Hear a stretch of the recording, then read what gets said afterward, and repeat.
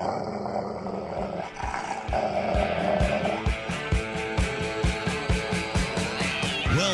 author, investment banker, consumer advocate, analyst, trader.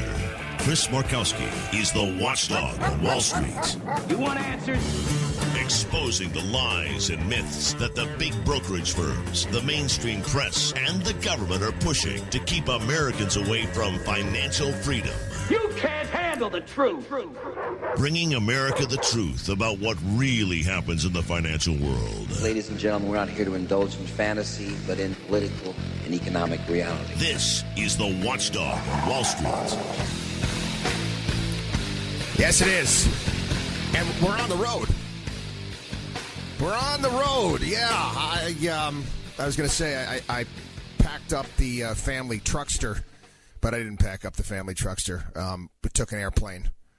And I'll talk about that surreal experience a little bit later on in the program. But we're broadcasting from my old time home base, WLSS WGUL, down in Tampa, Sarasota, Tampa Bay area, and I'm just, I did this thing, and maybe you've heard about it yesterday. It's like a mythological thing. I've heard about people do this. I can't remember experiencing this before. It's called going out to eat at a restaurant. Wow, it's quite a great experience. I almost feel like remember Akeem in Coming to America explaining to Mr. McDowell about did you watch the American football game on TV last night? Yeah, I actually got to go to a restaurant last night, and it was good. It was good. Anyway, I want to start off today. I want to talk a little bit about, I'm on the road but working, and I'm watching CNBC. This was Wednesday morning, if I'm not mistaken. I think they're getting the day right. And it gets explosive on CNBC when you get Joe Kernan, who is the anchor that I happen to like, one of the few anchors that I happen to like, gets into it with Andrew Ross Sorkin. Now, the best way I can describe Andrew Ross Sorkin, you could call him Pajama Boy.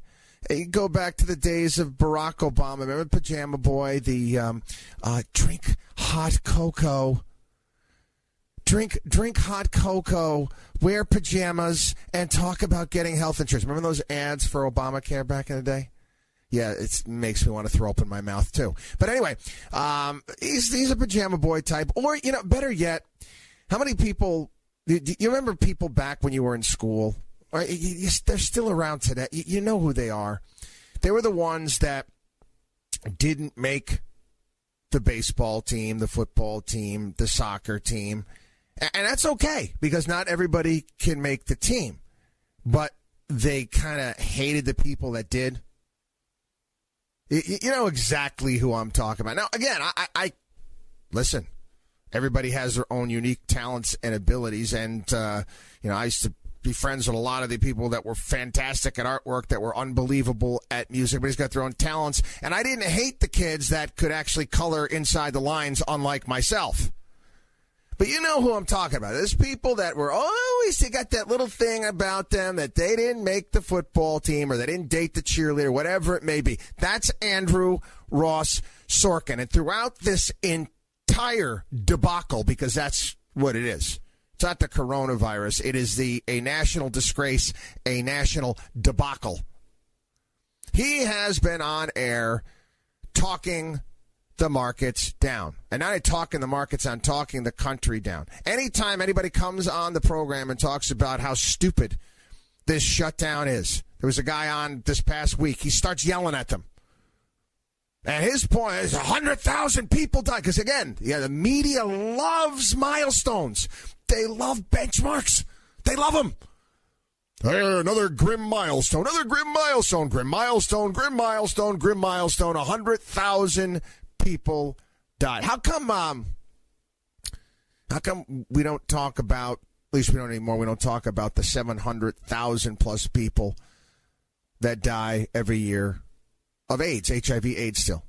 or all of the people that die of heart disease or drug addiction. We can go on and on and on down the list of a myriad of different ways that people die. Now, I mentioned this here on the program. I'm not being the slightest bit flippant or cavalier when it comes to this virus. It's awful. It's terrible.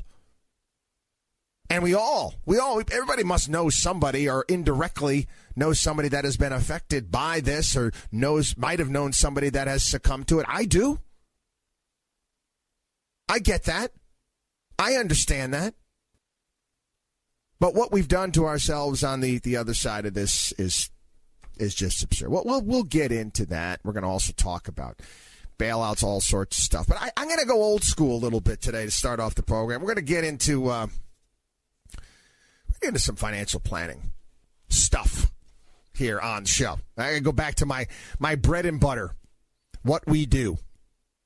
Now, I said when this whole thing was, starting to go as all hell in a handbasket back in February, and that's where early March starting to see these major moves in the market. I told everybody that we've been around for a while. This is not my first rodeo. Not my first rodeo.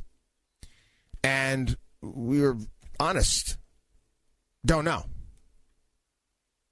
That's one thing. I try to get that across to my kids. There's nothing wrong with not understanding something, not knowing something. What's wrong is when you don't know and you pretend that you do, or you happen to give people advice based upon your not knowing what's going to happen next. We've said again and again here over the years that there's I can't time the markets. Never been able to do it. I mean, I play around in my mind a little bit sometimes and how we can do it, but I don't handle clients that way. That's not the way we do business. Never has been. That's why we've been around for so long. That's why our clients stick with us. That's why we've been successful. We don't try to time markets. It's an exercise in futility. Now, you take a look at market performance this past week, and you take a look at where the markets are. Now, I would say that they've gotten out ahead of themselves. Yeah, I'd say probably. But guess what? I don't know. Markets do strange and irrational things all the time. So, where's the focus, people? What do you need to do? Fundamentals. That's it. That's one thing that you can have, you can do, you can handle, you have under control. Do I own quality? You can control that. Hey, listen, plenty of times quality companies trade below their intrinsic value. We talk about that all the time, and that's where you want to really take advantage. And sometimes they trade above. And yeah, you might have trimmed positions when that happens and rotate assets into other asset classes. We kind of describe that as our bonsai tree, right? Mr. Miyagi, cut here, snip here, trim here. That's what you constantly need to be doing with your portfolio. And guess what? Believe it or not, this past week, I was quite encouraged where you started seeing assets rotate out of some of the technology companies and to some of the other companies that were more beaten down. That's a good sign. It is. But yes, do we have concerns moving forward with the profitability of many companies? Absolutely. Absolutely. And a lot of it has to do with, quite honestly, what we're going to get out of Washington, D.C. and our fearless leaders. Now, another thing that I'm starting to notice, mainstream media, a lot of articles out there talking about retirement and how retirement is going to be harder. There's a story for millions of Americans, the coronavirus pandemic will make retiring harder. You don't say. Okay, yeah. Many people that just several months ago weren't doing the smart thing with their portfolio Many people from just a couple months ago that decided to sell off their entire portfolio, thinking that they knew what was going to happen next. Yeah, they're in a bit of trouble too. Yeah. But guess what? Many Americans, for millions of Americans, guess what? They were in trouble prior to the coronavirus. Something we've been talking about for a very long period of time. Now, there are individuals out there that like to take advantage of situations like the coronavirus, and they like to expand government. Same thing took place back during 2008, 2009. You get all these talking heads out there. They want to start up a Social Security Part 2 program. Yes, there's an actual program that some of these, and they're far leftists. There's no doubt about it. They want to take all the 401ks and all the IRAs out there, and they want to start another Social Security program. Yep, and they want to guarantee people, 3% above inflation. That's their promise to you. And you're going to trust them with that? Huh? No. Let me explain something to everybody. Try to be, as straightforward about this as you can. Many of you are not ready. We're brutally honest here on the show and with people that come to us for help. I'll tell you. People walk in the door, this is how much money I have. This is when I want to retire, and this is what I want to do. And I'm like, well, that's just not possible. I'm not a schlockbroker here. I'm not going to tell you something you want to hear because I need your business. I won't do it. I'm not going to do it. Listen, you didn't save enough. I always get all those commercials that they run on TV where you see yes, we were school teachers and we invested our money this way and now we own a vineyard in Napa. Really? I don't think so. I don't think it's going to happen. Maybe you inherited a lot of money and got the $50 million vineyard in Napa, but no, putting $2,000 into your IRA. I don't care how good of an investor. I don't care if your schlockbroker has got the DeLorean and you can do Back to the Future and can tell you what's going to happen. You're not going to do that. It's just not going to work. You have to prepare. What's that old saying? It goes something like this. It says, you want to make God laugh, tell him your plans. Well, you don't know what's going to happen. Nobody does. Terrains change. You need to prepare. I'm going to talk a little bit about preparation and financial planning. I'm going to go back to our concept of the anti-fragile financial plan. I'm going to take a quick break right here, though. WatchdogonWallStreet.com, our website, newsletter, consultations with our certified financial planners, all sorts of great stuff there. WatchdogonWallStreet.com. We also got a little video we've put up there as well about some of the things we're doing for some of our investors that want to de-risk and how we're going about handling that. Lots and lots of information there at the website. Take advantage. WatchdogonWallStreet.com or give us a call, 800-471-5984. We'll be back.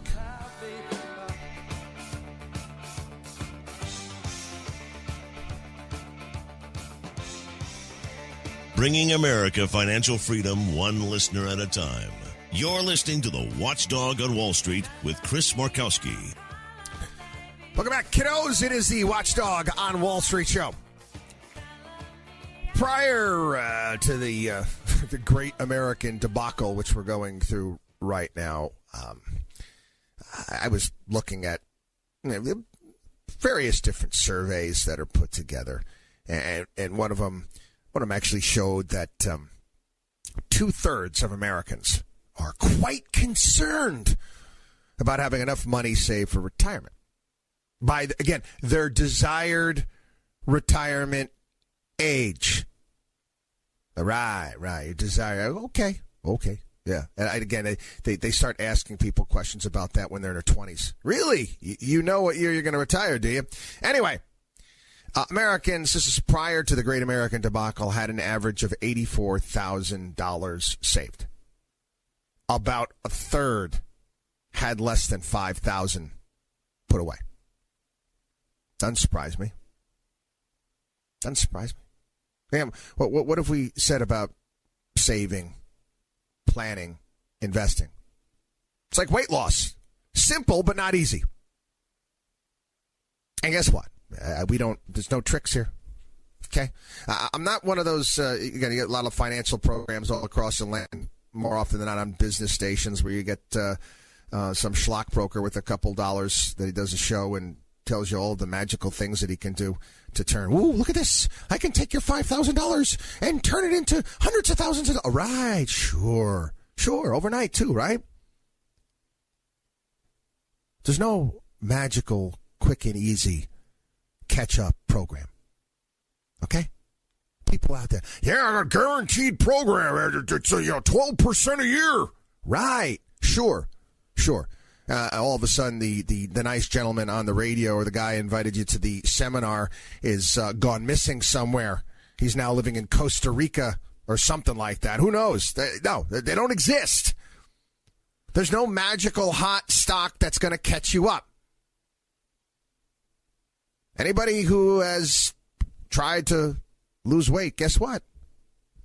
It's going to take work, time, and effort. And one of the things, and I said, we're honest with everybody here on the program. You're in a situation, man, you have to look yourself in the mirror and say, wait a second, I'm going to have to reevaluate some of this. I might have to reevaluate when I want to retire. Hey, going back to when you're a kid. How many people remember back when their first job and you may have gotten a retirement plan or a 401k, and they give you a questionnaire. They give you a questionnaire there, and they ask all sorts of questions, and they ask you when you're planning on retiring. I always laugh at that stuff. I was like, how stupid is that? How does somebody 23, 24, 25, 30, how do they know when they're going to retire, when they want to retire? You don't know a damn thing. That type of inquiry, it's completely ill-advised. It limits you. You don't want to put limits on yourself. You don't want to box yourself in. It makes no sense. Now, you get all the wizards are smart out there in the investment industry, and they've got their charts, they got their gimmicks, all gearing out. We're trying to get you to save more money. And what I've learned over the years and what I've seen is what they end up doing is frustrating people. They end up turning investors off rather than simplifying, rather than encouraging people. I remember seeing this is a year and a half ago, where one investment group was saying, you know what you need to do? You need to get yourself a spending buddy. And with this buddy, you're going to share all of your spending and saving habits. And as buddies, you're going to hold yourself accountable. Let me tell you something. I'd rather stick a hot poker in my eye, quite honestly. Yeah, it sounded great fun. Great fun. Uh-huh. There's another advisors out there. This is another good one, too. That suggesting that people in their 20s and 30s should be socking away, saving for retirement, 25% of every paycheck. Why? 25% of every paycheck. There was that other movement out there. They're trying to get kids on. Was it the FIRE movement? Where you basically live like a monk in a cave for all of your younger years? No. Guess what? Your younger years are fun. It's life, people. And for crying out loud, again, in the middle of the great American debacle, I think one might recognize that, life can be short, too. And you might want to enjoy it. Yeah, sure. 25% of every paycheck, along with the student loans and all the other stuff. Sure. Oh, yeah, that could happen. Anyway, a little bit more reality when we get back. We got to take a quick break. Hey, don't forget, website, watchdogonwallstreet.com. Watchdogonwallstreet.com. Newsletter, consultations with our certified financial planners. We shall return.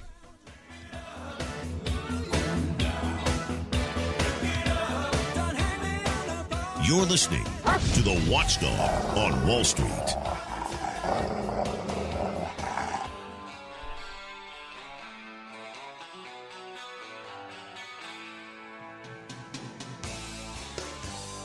Taking Wall Street's liars, crooks, and cheats out behind the woodshed. You're listening to the Watchdog on Wall Street. Howdy-o, welcome back, everybody. It is the Watchdog on Wall Street show where we take the liars, the crooks, the cheats out behind the woodshed, give them a beatdown, and we also shovel away all of the bull excrement. Happy to do it. Happy to do it. I just had a mental picture in my mind.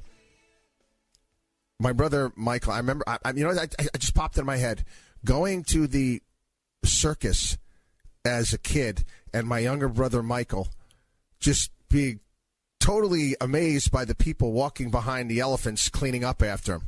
You know what I'm talking about? Well, it's kind of what we do here. We shovel a lot of, because there's a lot of it out there. And guess what? We do it with a smile. Happy to do it for you. Let me tell you another, shovel some more here.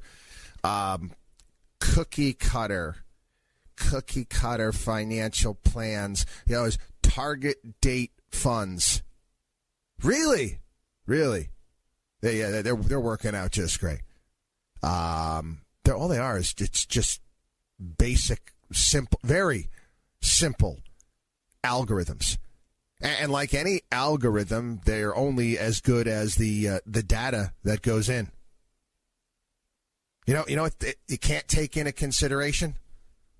Humanity. Life. Those are never a part. They're never a part of any sort of target date fund or cookie cutter financial plan. It doesn't work that way. Let's talk about this. Like I said, I mentioned, want to make God laugh, tell him your plans. When we started Markowski Investment, I was like, this is a big deal for us. Nose to the grindstone. All I was going to do was focus. I was single at the time. I wasn't going to have any sort of girlfriends at all. It's going to be just work. Build up our business. Then I met my future wife. Threw that out the window. You don't know when it's going to happen, guys. That is what it is. I've talked about this gentleman. He's one of my favorite authors out there, and we've talked about him a lot recently because one of his books is entitled "The Black Swan," and he's written extensively about the concept of black swans. In short, what that means is things that happen that you just do not see coming. And we told you here on the program that this coronavirus great American debacle is not a black swan. It's not. It's happened before. We've seen it. They've made Hollywood movies about it. But when you're preparing for your future, because that's what we do. We prepare people. Prepare. You have to take black swans into account. You don't know what's going to happen. You want to be prepared. You want to be prepared for something like this, the Great American Debacle. You want to be able to be nimble. You want to be able to face any sort of obstacle and deal. I talked about this here on the program. One of my favorite things. One of my favorite things to do. I love to coach.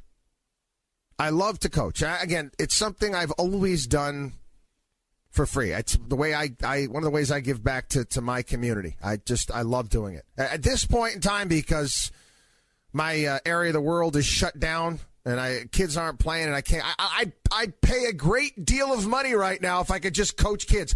I'm actually, when I go back, I'm about to have it. I said I'm going to start holding black market lacrosse practices, for crying out loud. I've got to do it. I got to get out there. There's a line by from a Navy SEAL. You can go into battle with a map and a plan.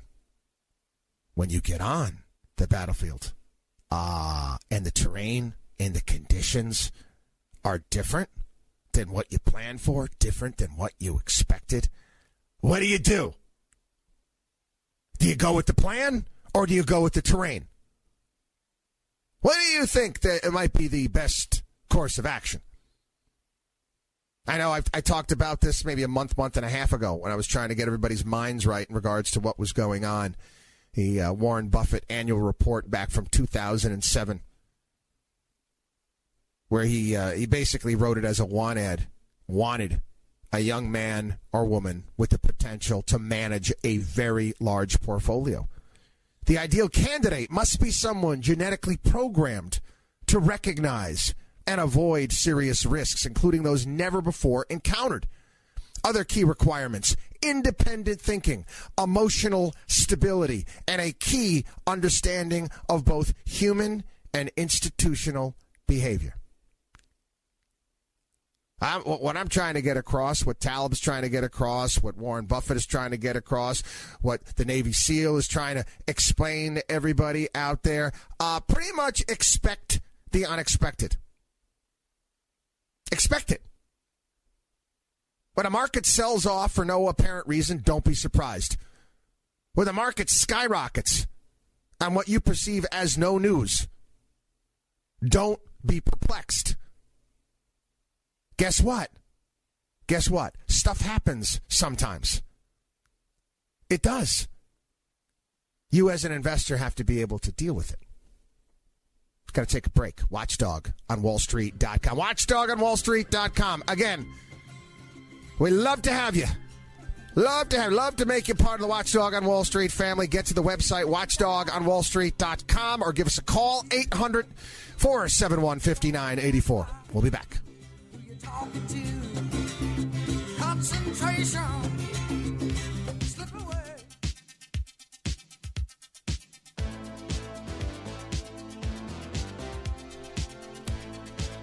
This is the Watchdog on Wall Street.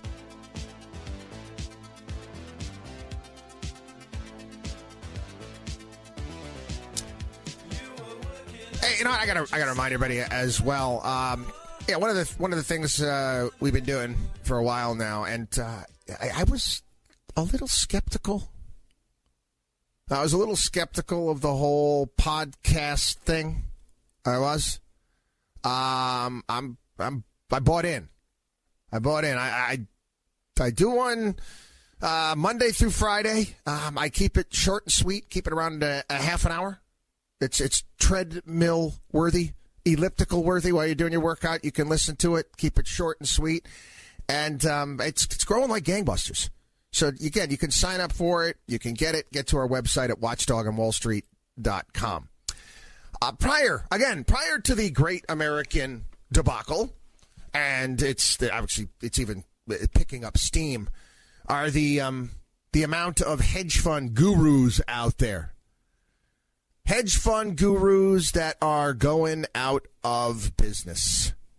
Also getting a lot of phone calls from schlock brokers that are looking to save their business. They've wrecked it. Financial advisors out there that I've got all the answers. I got all the outsized returns. Yep. All anything else, the people there with the magical software and trading programs. What was the one commercial I saw this past week? They were talking about how, hey, you know what? They're at the water cooler.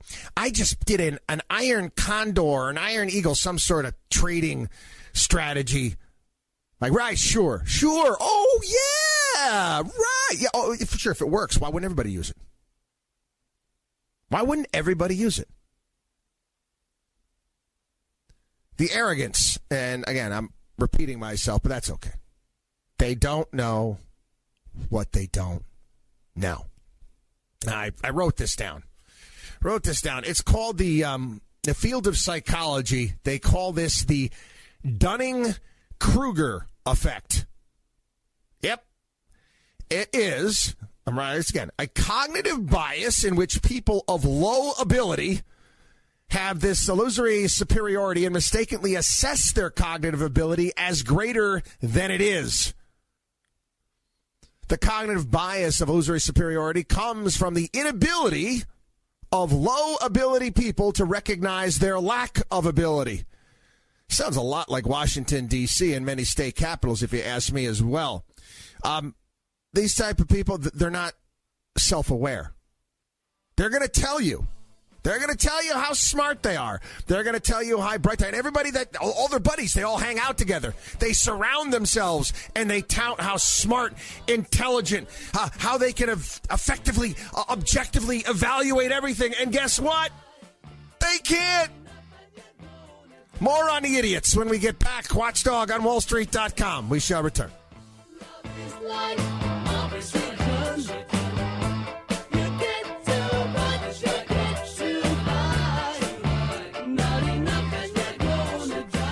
Chris Markowski is the watchdog on Wall Street.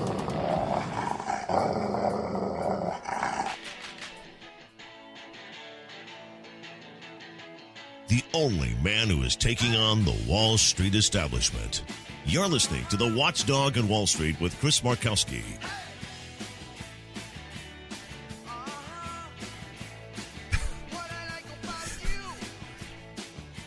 We're talking about... Yeah, we're getting into the field of psychology. We're talking about the Dunning-Kruger effect. Anytime you watch TV, you watch these politicians come on. And again, you get many of these politicians now in the Great American Debacle telling you, we're going to look to the science. The science is going to tell us what to do next. And I keep thinking of Thomas Dolby, 1980s. She blinded me with science. If that song isn't like the most, it should be played all the time because everybody's blinded by it. All these wizards of smart out there, wrong on everything. This again, whether it be politicians, whether it be people in finance, they think that they're smart. They hang out with one another and they tell each other that they're smart. They can't evaluate that they don't know what they don't know. And again, you watch TV. You can see the people on there. Economists. Larry Summers, Paul Krugman, Joseph Stiglitz. Most hedge fund guys, most stock analysts out there. Most of these talking heads on radio shows and television shows telling you how bright they are and how great they are at trading. All these gurus telling you what to buy, hold, and sell. Of course, anybody out there that tells you socialism is awesome. And unfortunately, I don't want to offend, but yes, a large swath of you millennials out there, you're victims of this.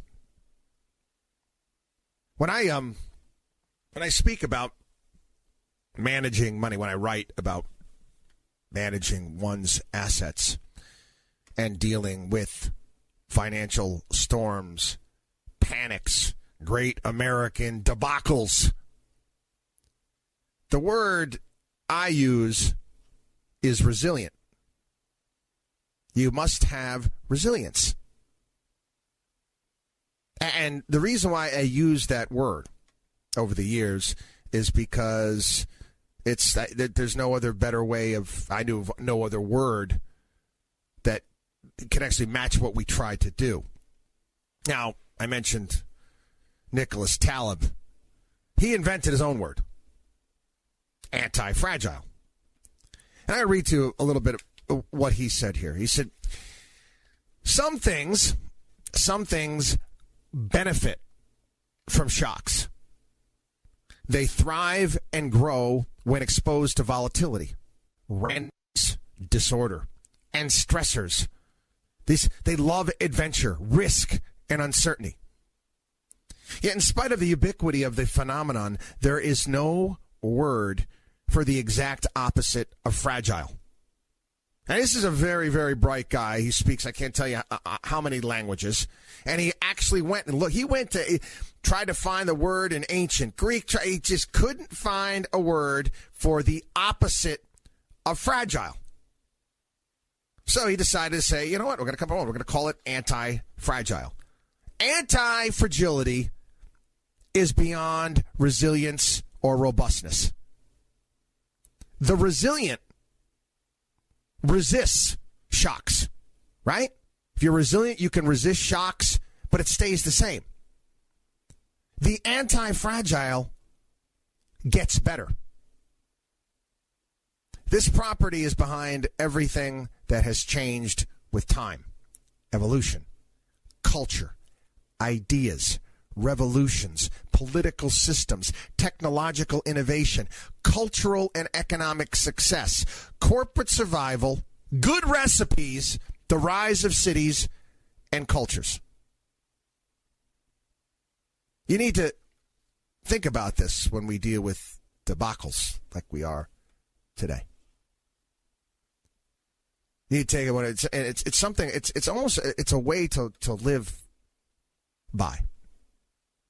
You don't want to get to. That's one of the things they're throwing at you. We'll get through this together.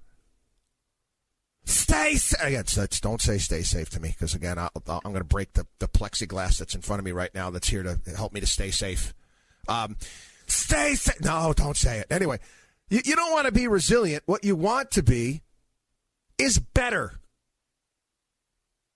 stronger, coming out on the other side. Well, get through this together. I don't want to get through this. Listen, like I said, I understand that I don't know what I don't know. And when I said at the beginning of the program, it's not my first rodeo, first bear market, first correction, sell-off, whatever it may be. I've gotten better at it and handling these things over time. And this is what you need to do, and this is what you need to take into account with your life. Don't plan your life. You can't plan your life. You don't know what's going to happen next. You don't know what opportunity is going to present itself. That's one thing that I'm looking at right now, and you should too. What type of opportunities are going to present themselves after what's going on? Now we have, again, we've been mourning here on the show the loss of jobs, the loss of people's livelihoods, their businesses out there, and it's something truly that needs to be mourned. But guess what? We can sit here and we can do that forever. We're going to wear black forever and mourn the great American debacle, how we screwed up. Or are we going to make it better? We're going to go out there and take advantage. We're going to start a new business, hire some new workers, get involved in a new arena. The opportunities are going to be there. Whether or not you're going to take advantage of them, that's entirely up to you.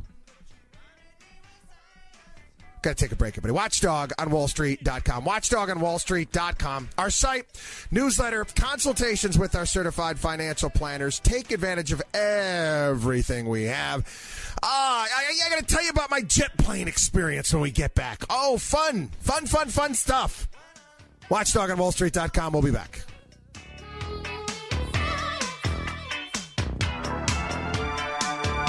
You're listening to the Watchdog on Wall Street.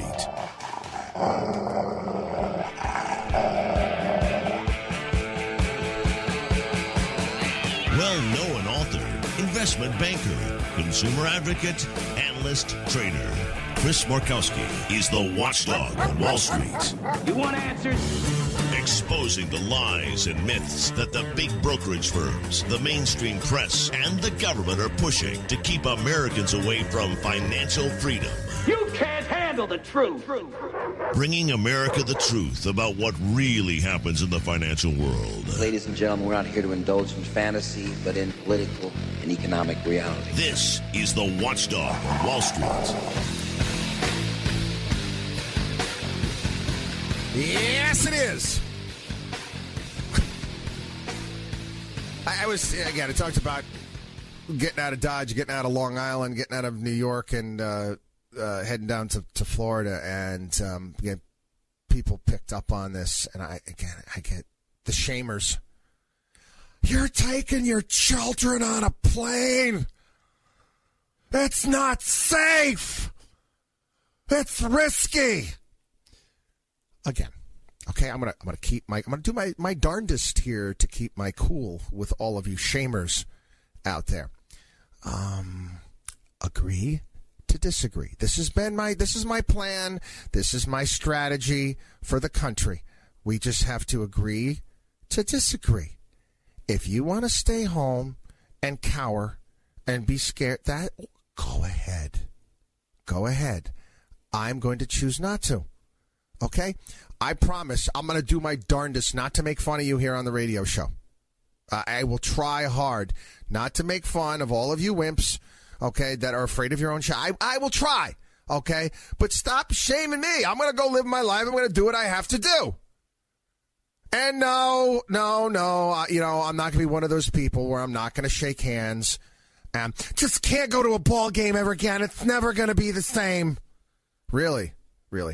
How about you pick up a history book or two? That's all. Just read a little bit. Read about plagues of the past. Okay? Read about plagues. This is a pimple on your buttocks compared to plagues of the past. And they were bad. They were bad. It was stuff out of horror movies. Some of the things that have happened in the past. It's not even close. Anyway, yeah, it was a bit surreal. Just going to JFK Airport and the lack of traffic, which is always there. You always got to say, going to JFK, you don't know what the Van Wyck's going to be like. You got to leave a little bit early. You got to prepare for that. So, we got there early. And one of the things that I kind of found funny is in JFK, they get these massive terminals and birds get in. There was almost as many birds flying around in the terminal, JFK's terminal, as there were people. And, walking by all the stores that were closed. Restaurants were closed. It was a bit depressing. It was. I was glad to get out, but it was a bit depressing. But, again, you got to give style points. They canceled the Olympics. Maybe we should start rating people's personal protection that they're wearing out there. It's people wearing, like, gloves that they would be using to wash dishes, wearing a mask, and they had a plastic thing in front of it. I'm like, some of the most wild stuff. Really. If you're that frightened of leaving the house, maybe you should stay home. But anyway, yeah. I followed the rules. Wear a mask inside the terminal. Got to wear a mask inside the plane. And you know what I realized about masks? I don't like wearing them. No, I don't like wearing them. Not a fan. But that's, hey, you got to be, you're our fearless leaders. That's what you got to do. Everybody's got to wear masks. Got to social distance 6 feet apart. Uh-huh. Sure. They announced this week. They're opening up Disney. What is it, like July 11th? I know Universal Studios is opening up June 5th. And I told my kids, I said, it opens up and we're down there, we're going to go. But I even told my kids, I said, you know that we got to wear a mask all day? No. Sorry. I'm not going to go to Universal Studios and wear a mask all day. It's Florida. 100% humidity and 100 degrees. You're going to have people dropping off flies all over the damn park if they got to be forced to wear a mask all day. And you get that little John Candy's walking around. Sorry, folks, got to wear your mask. I mean, it's going to be nuts. Who's going to want to do that? No way. Sorry. No amusement parks with masks, just not going to happen. But anyway, I got to talk a little bit about, again, our idiot leaders here and all of the things that they, again, people still look to them, no matter how many times they're wrong. This past week, Brooklyn, they just shut down a $21 million field hospital in Brooklyn. $21 million field hospital in Brooklyn that they put together. I wonder how many ventilators were there, too. Because we got ventilators. Yes, we've got ventilators. One thing, United States, we've got ventilators. Yeah, $21 million field hospital in Brooklyn that didn't see one patient. Not one. Not one. And again, Bill de Blasio. He was on a radio show in New York this past week. I'm not kidding. He said that New York City's small businesses, he said this, are doing fine and will be able to remain closed for months, and they'll be fine. Again, people, elections, I've said this before, elections have consequences. They do. And this is what happens when you make poor choices. It's what happens. Now, we unfortunately, in this country, we have this ruling elite class. I've gotten into this for years here on the program. I talk about the watchdog on Wall Street axis of evil. Okay?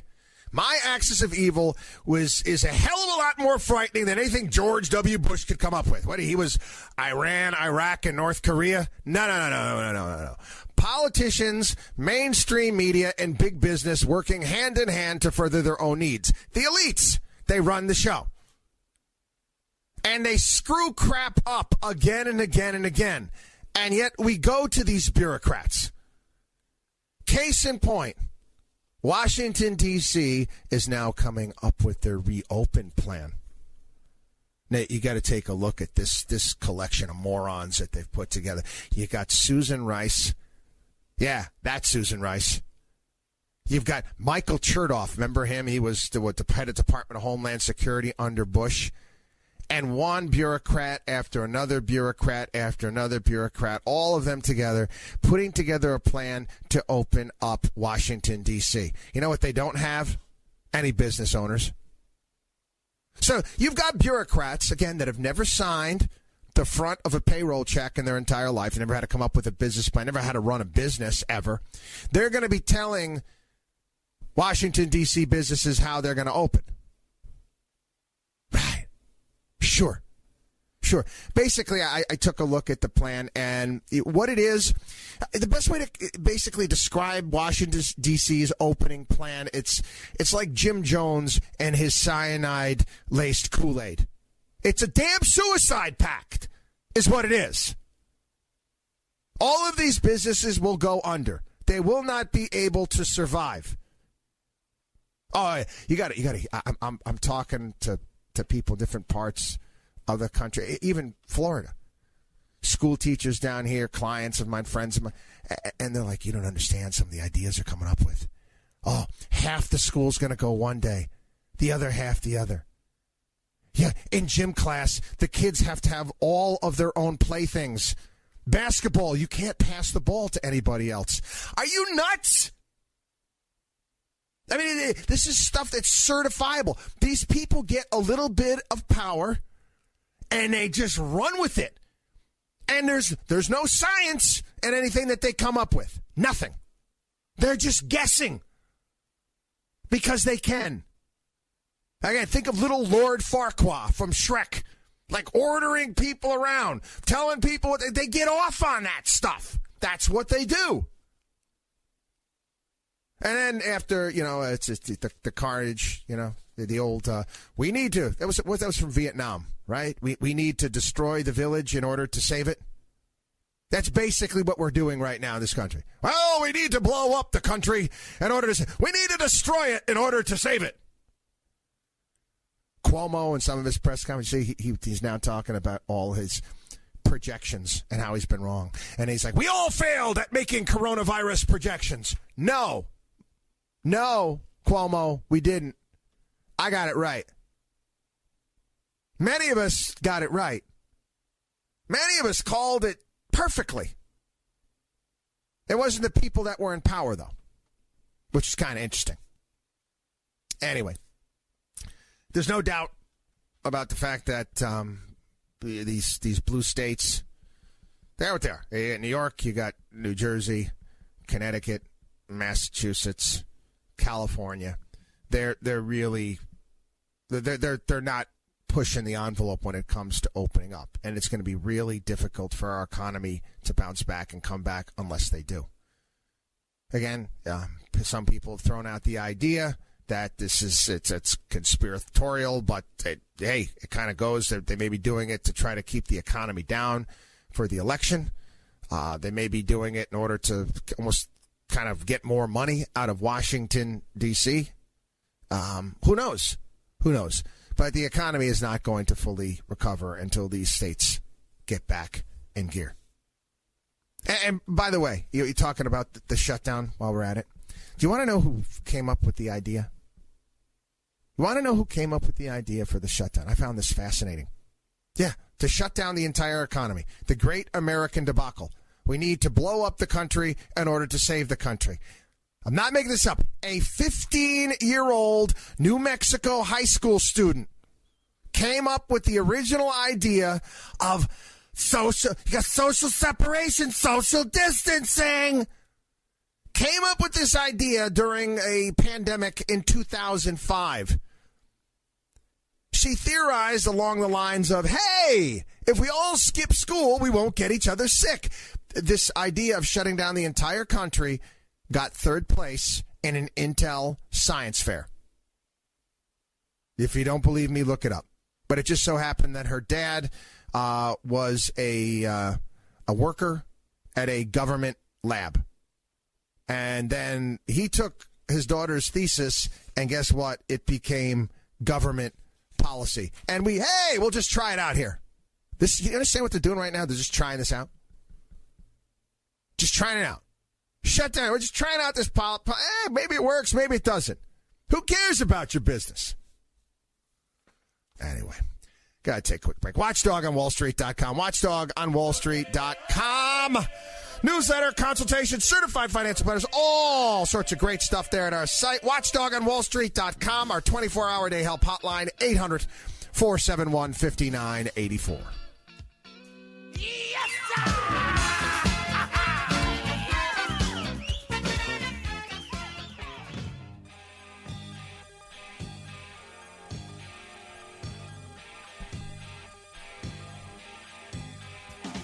You should believe in math, not magic. You're listening to The Watchdog on Wall Street with Chris Markowski.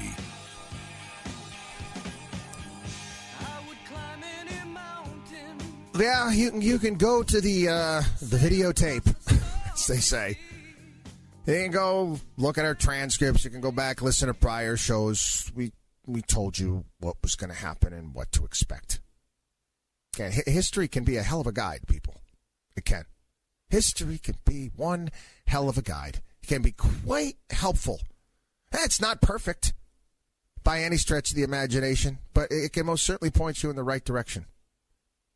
And it's important that you learn from it. But, of course, no, not our wizard of smart bureaucrats of today. No.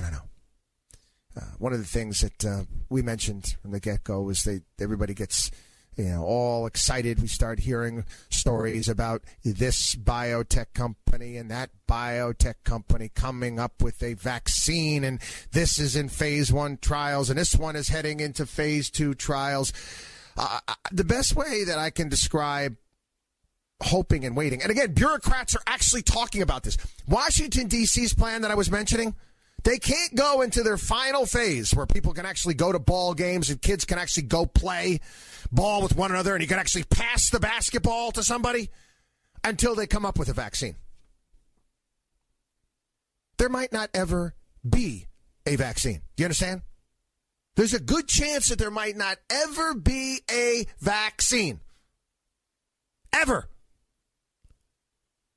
Waiting for a vaccine and handling this in such a way is the equivalent of deciding that you are going to play lotto every single day for your savings in retirement. That's your retirement plan, is to buy a lottery ticket every day. That is the equivalent of betting on a vaccine. Stupid. So many other things that we're dealing right now as an economy that I have to touch on is, again, this is another big fat see I told you so moment. And even the Federal Reserve is noticing the effects of people not wanting to go back to work. Why would you? Why would you? $2,400 a month federal unemployment, state unemployment, not to mention various different other bits and pieces of aid that are being handed out here, there, and everywhere. It's becoming hard for many businesses that want to reopen. We told you this was going to happen. And there's different types of people that are out there. There are people out there that are more than happy. They don't have any problem with the shutdown. They don't. Hey, you see some of these people on social media. They're fine. They're home. They can watch that much more Netflix. They don't care about anyone else. These are self-centered people. I can't stand people. They have no empathy for anybody else. Oh, maybe they'll hit a like button or something like that and think they've actually contributed to society in some way, shape, matter, or form, or put out a hashtag. But they don't care. They don't care about the country. They care about themselves. Me, myself, and I. That's it. And I can continue to make money, and I can stay home, and I'm a government worker, and it's fine. Stay home, stay safe. They don't want to go back. Oh, man, yeah, and I listen to all the little leftists out there. They keep cheering. They want more. They want more government handouts. They want unemployment to be extended throughout the entire year. Yeah. Oh, wow. Ooh, you know, HBO Max came out this week. We got a whole nother streaming service I gotta delve into. What a bunch of, honestly, sorry. You don't like it, change the channel. You're a loser. You know, like that are losers. But they don't think they are. Hey, then they should pay me more. I got to get it right. That's the other thing. Well, businesses need to pay people more. Really? The restaurant's going to pay more. That's being forced to open up at 25% capacity. I think people really understand how bad these handouts, all this welfare actually is. I've written about it extensively. What it has done. We can go back to the government programs. You go to FDR, who put together and is talked about his State of the Union address 1935, Social Security, unemployment insurance, aid to dependent children, help the deserving poor. But even FDR, he added a warning. He said, the lessons of history confirmed by evidence immediately before me show conclusively that continued dependence on relief induces a spiritual and moral disintegration fundamentally destructive to the national fiber. To dole out relief in this way is to administer a narcotic, a subtle destroyer of the human spirit. It is inimical to the dictates of sound policy. It is a violation of the traditions of America. That's FDR. That's FDR. Most people don't realize that. Well, we've managed to take the handouts and giveaways, and we managed to put them on steroids over the years. And now what we're doing is getting obscene, not healthy. Got to take a break. WatchDogOnWallStreet.com. WatchDogOnWallStreet.com. We'll be back.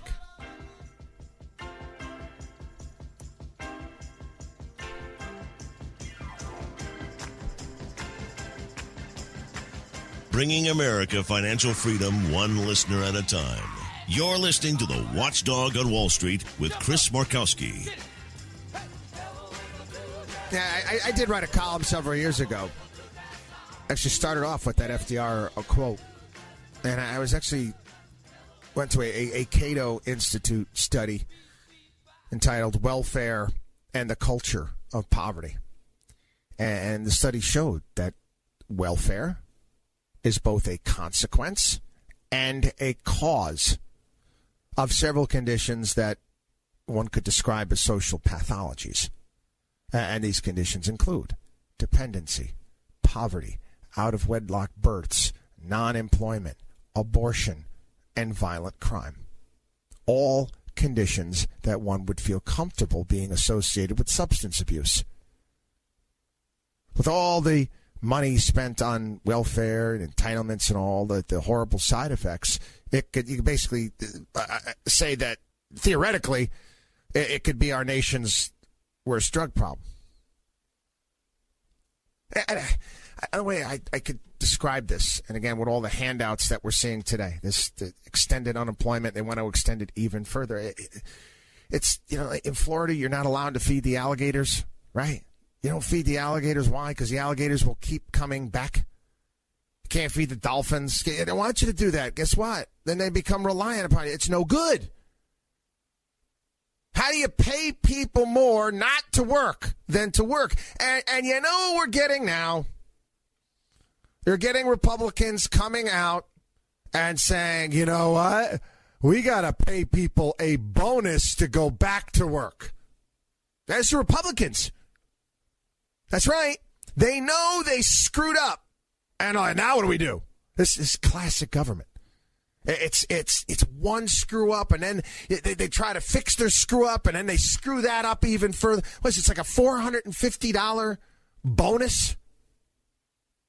I don't know if it's a week or what, to get people to get back on the job, to get people off their couch. Yeah.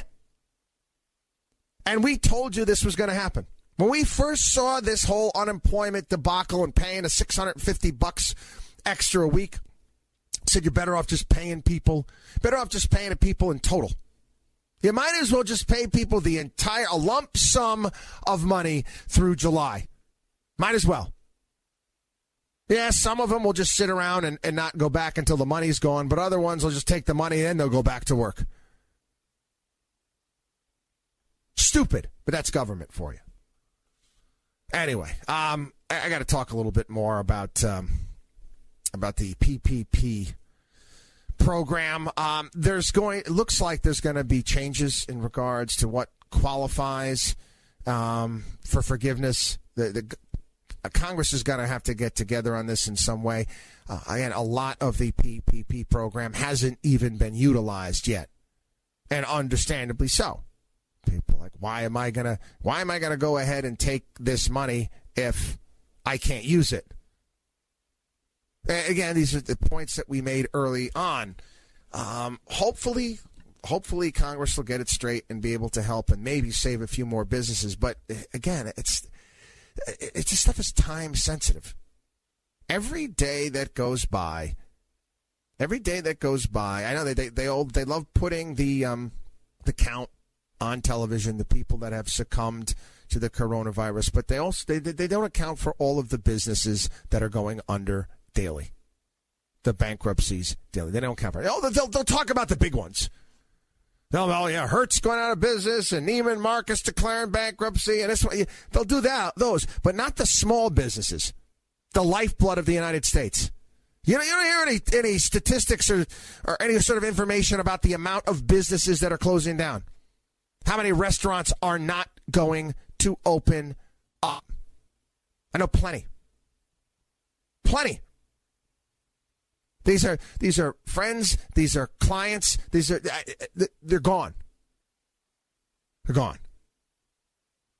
One of the things that we need to do, though, moving forward, And again, I know I mentioned this last week on the show. I don't care. I'm going to mention it again.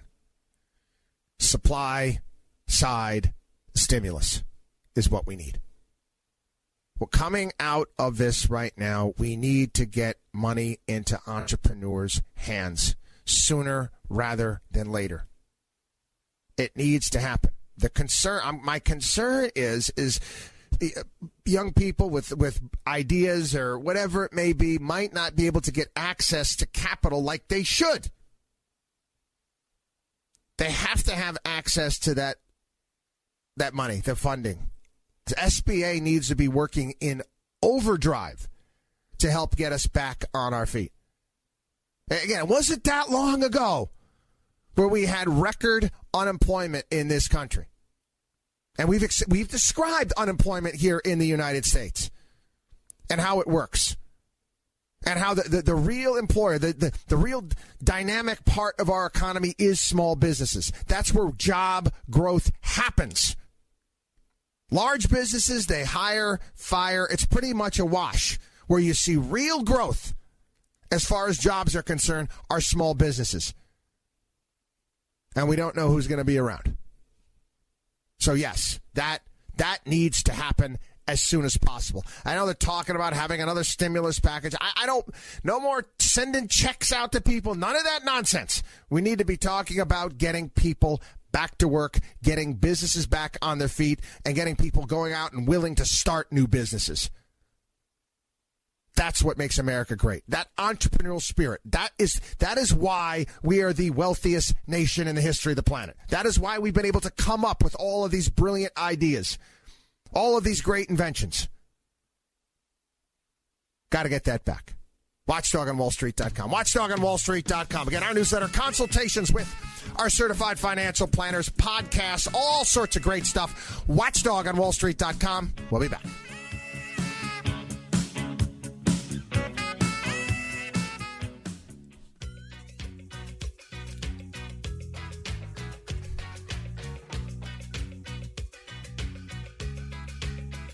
Taking Wall Street's liars, crooks, and cheats out behind the woodshed.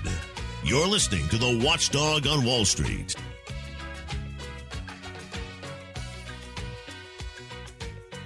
Welcome back, kiddos. It is the Watchdog on Wall Street show. I have to touch on this and talk about this. I know I did this on the podcast. I might have even mentioned it last week on the program. Businesses are going to be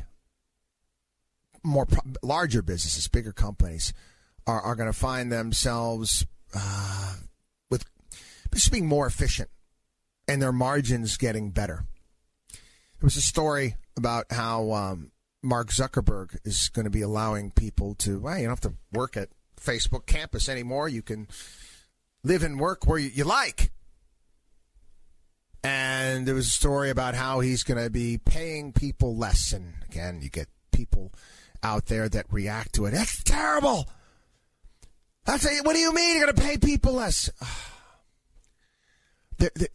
If you live and work, okay, in Silicon Valley, for example, in and around San Francisco, Silicon Valley, and there is a certain cost of living that goes along with living in that area, the businesses within that area have to take that into consideration and have to pay you so you're not out living on the street. Now, if somebody says, hey, I'm not going to live in Silicon Valley, I can go live elsewhere, and the cost of living is a hell of a lot less, well, companies are not going to have to pay people as much. But it doesn't matter. People are going to still end up having more money in their pockets, which is truly what's more important. So companies are going to do this. We've talked about real estate here on the program, saying that commercial real estate is going to get whacked. It already is. I've been watching some of the big real estate players. They come on CNBC and they're talking about, the future is the cities. And these future cities, and everyone's going to come back to the cities. I'm like, no, they're not. They were leaving the cities already. Yeah, some of the younger people, maybe. But when you see all of this commercial real estate that's going to have to be converted into something, going to have to convert it into residential, and hopefully sooner rather than later, guess what's going to happen? There's going to be a larger amount of inventory out there. We are seeing it already. Already. We told you what was going to happen in a myriad of real estate markets. Take a look at the suburbs. Houses are flying off the shelves in certain areas of this country. Again, people don't want to be cooped up in an apartment any longer. I get tired of it, for crying out loud. It's not a matter of if, it's just a matter of when. Hey, honey, I keep bumping into you every 2 seconds, and we're locked in here because of de Blasio. Can we get out, please? WatchDogOnWallStreet.com. WatchDogOnWallStreet.com. We'll be back. You're listening to the Watchdog on Wall Street.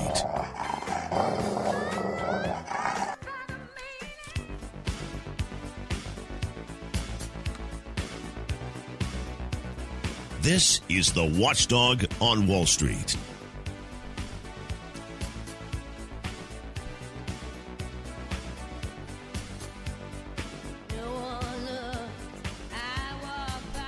One of the things that we mentioned in the early stages of this great American debacle was the relationship that we were going to have with China and the rest of the world is going to have with China coming out of this.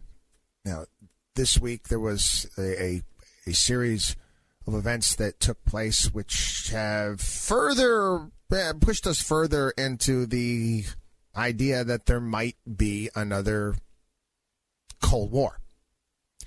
The globalists out there have been pushing back on this big time.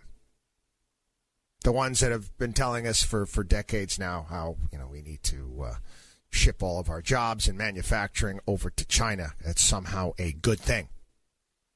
Again, the wizards are smart out there that have been wrong all of the time. The future is not bigger, it's smaller. What do I mean by that? Things work much, much better. Life works much, much better when things are handled on a local level. Same thing with government. Local government. What we've managed to do is we managed to push everything off to Washington, D.C., and a lot of the decisions are made there when they should be made back in your local community. That's more efficient. That's better. When we decide as a nation saying, hey, we're going to save a penny or a buck or two because we're going to move our supply chains of masks to China. How does that work out for us? Is that intelligent? Is that smart? Our founding fathers warned us about this. No. For what? And again, I've asked this question in the program, people. Was it worth it? Was it worth the $4 T-shirt at Walmart rather than the $10 T-shirt that was made in America? Was it worth it? Was it worth shutting down our factories? Was it worth having the despair, the desperation, the drug problem here in the United States because of that? Was it worth it?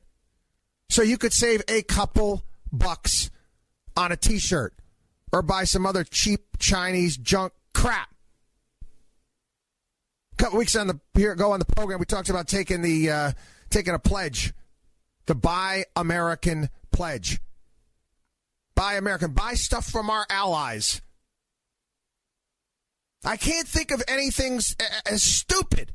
We spend over $800 billion a year on our military. And our adversary is not Russia. Russia, for the most part, is pretty much a third world country run by some gangsters, okay? Yeah, they've got nukes, but they're not a threat. China is. The Russians have never hacked in to my websites. They've never done it. You remember that time when George W. Bush was president and there was that accident somewhere in the South China Sea where the Chinese plane bumped into one of our spy planes and the thing went down. You know, as soon as that happened, all of my sites, and this had to be 2000 if I think it was year 2000 if I'm not mistaken. All of my sites got hacked. All sorts of Chinese they took stuff that happened all over the country. I mean, you got to understand this populace for what they are, this nation for what they are. They're communists, and communists lie. What do you you thought you were going to get the truth in regards to the coronavirus? You know, the irony of the entire thing. How many people watched the television show Chernobyl on HBO? It was brilliant. But it shows you how these types of governments operate. You can't trust what's coming out of there. And now they made a move on Hong Kong. But, well, did you expect anything else?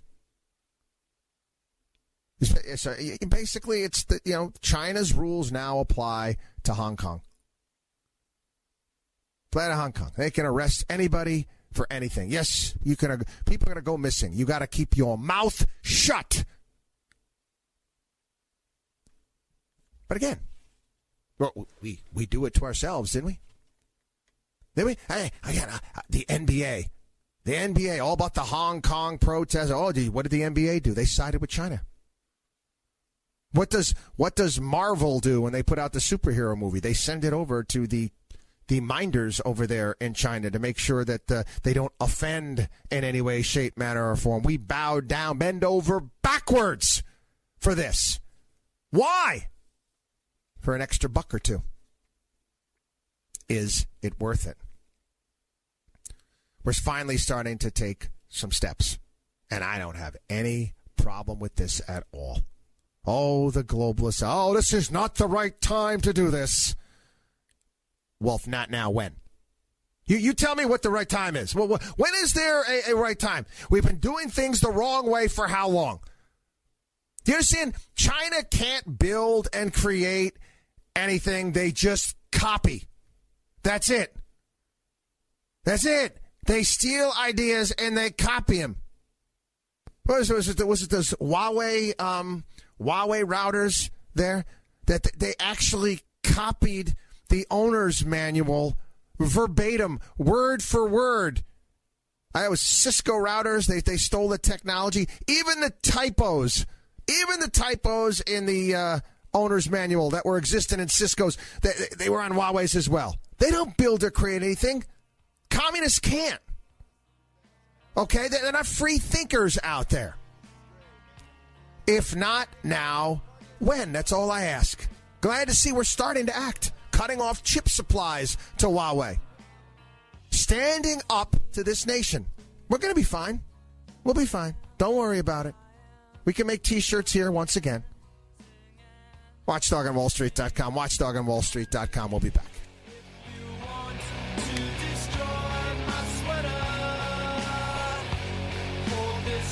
Chris Markowski is the watchdog on Wall Street.